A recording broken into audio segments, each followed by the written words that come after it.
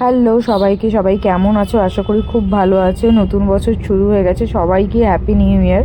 তো আমি ব্লগগুলো একটু লেটে শেয়ার করেছিল, তো বছরের শেষ শনিবারে আমরা চলে গেছিলাম দক্ষিণেশ্বর স্কাই ওয়াক্সে। দেখো কাদের দেখা পেলাম, কত বাচ্চা বাচ্চা হনুমানগুলোও ছিল সাথে সাথে। তারপর আমরা ওখান থেকে চলে গেছিলাম দক্ষিণেশ্বর। বাট দক্ষিণেশ্বরে এত ভিড় এবং চারিদিক থেকে লাইন করা, কোনো লাইনেই মানে আমরা দাঁড়াতে পারিনি, এতটাই ভিড় ছিল। তো ওখান থেকে ডালা কিনে আমরা আদ্যাপীঠে গিয়ে পুজো দিয়েছিলাম। আর এখানে দেখো মিডিলে আমরা ব্রেকফাস্ট করে নিয়েছিলাম কচুরি আর ছোলার ডাল দিয়ে।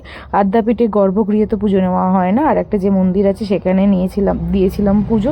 আর এখান থেকে ভোগের কুপন কেটে নিয়েছিলাম, 80 টাকা পার হেড নিয়েছিল ভোগের কুপন। তো ভোগে অনেক কিছুই ছিল, যেমন বাসন্তী পোলাও, বেগুনি, ভাত, ডাল, চানা মশলার একটা তরকারি, তারপরে খিচুড়ি, আর মিক্সড ভেজের একটা লাবড়া। তবে মানে সবজিগুলো একটু কাঁচা কাঁচা ছিল। মানে প্রচুর লোক, একটা ব্যাচে 1500 লোক বসে খাওয়ার ক্যাপাসিটি ছিল। মানে প্রচুর লোক খাচ্ছিল, আর গরম গরম প্রত্যেকটা খাবার দেওয়া হচ্ছিল। তো তারপরে লাস্টে ছিল একদম টমেটোর চাটনি আর পায়েসটা তো পুরো গরম ছিল, মানে পায়েসটা হাত দেওয়া যাচ্ছিল না, এতটাই গরম ছিল। তারপরে ওখানে খাওয়া দাওয়া করে আমরা আবার বেরিয়ে পড়েছিলাম দক্ষিণেশ্বর। এসে গেছিলাম দক্ষিণেশ্বর থেকে অটো করে 10 টাকা পার পার্সন ভাড়া দিয়ে আমরা চলে গেছিলাম বালি খাল থেকে আবার 15 টাকা পার পার্সন ভাড়া দিয়ে আমরা চলে গেছিলাম বেলুর মঠ। তো 3:30-টের সময় বেলুর মঠের দরজা খুলে দেওয়ার পর আমরা গেছিলাম। তো তার সাথে সাথে প্রচুর ভিড় হয়ে গেছিলো।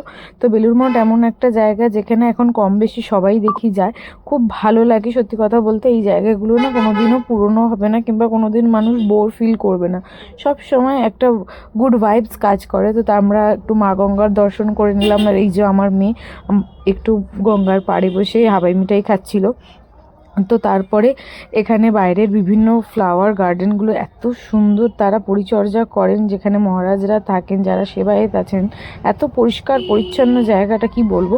তারপর ওখান থেকে আমরা মেন যে মন্দিরটা যেখানে আরতি প্রার্থনা সব কিছু হয় ওখানটা ঘুরে দেখে নিচ্ছিলাম। ইনসাইড দ্য টেম্পল আমি কোনো দিন ভিডিও করি না, আমার সেটা পছন্দ না, তো সেটা করিনি। তারপর আমরা বেরিয়ে পড়েছিলাম বাড়ি যাওয়ার জন্য। ডানকুনি লোকাল ধরে আমরা বালিঘাট স্টেশন থেকে চলে এসেছিলাম বিধাননগর। তো আজকের ব্লগটা এইটুকুই, কেমন লাগছে জানিও। যদি তোমাদের কোনো ইনফরমেশন লাগে তো আমাকে কমেন্ট করে জানিও। Bye bye.